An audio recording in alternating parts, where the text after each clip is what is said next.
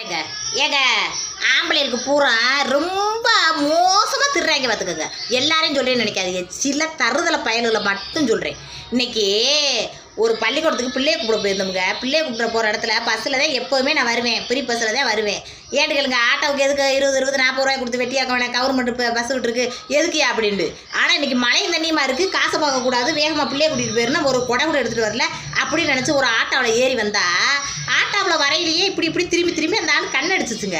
என்னது இந்த ஆள் லூஸ் மாதிரி கண்ணடிச்சுக்கிட்டே இருக்குது அப்படின்னு யோசனை பண்ணி, சரி ஒருத்தவங்களுக்கு கண்ணை சிமிட்டுற அந்த இது இருக்கும், ஆனால் திரும்பி எதுக்கு கண்ணடிக்குது அப்படின்னு யோசனை பண்ணி நான் பேசாட்டியே கண்டுக்கிறாத மாதிரியே இருந்துங்க.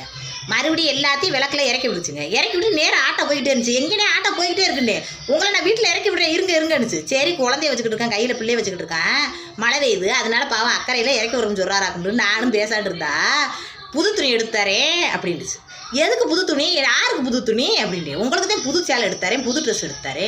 என்ன புது ட்ரெஸ் எடுத்தார போகிறேன் எனக்கு எதுக்கு அப்படின்னு நான் கேட்டேன்.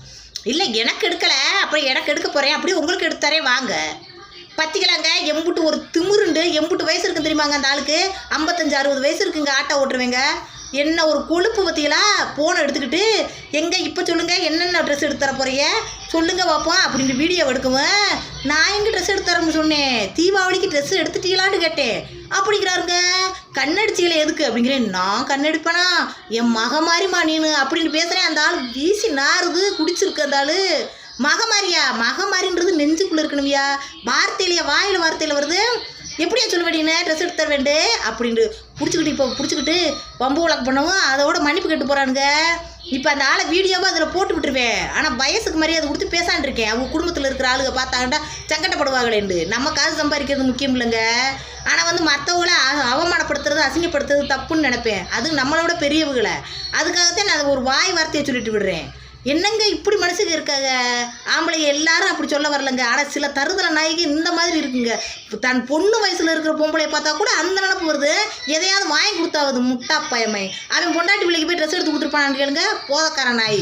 அதோட மன்னிப்பு கேள்றா, முதல்ல மன்னிப்பு கேள்றா. மன்னிப்பு கேட்டால் மட்டும்தான் உன்னை விடுறது, இல்லாட்டா நாளைக்கு வீடியோவில் போட்டு விட்டு வேண்டும். அப்புறமா கும்பிட்டு மன்னிப்பு கேட்டு போதுங்க அந்த ஆள். அதுக்காக தாங்க அந்த ஆள் மூஞ்சியை போடாமல் விடுறேன்.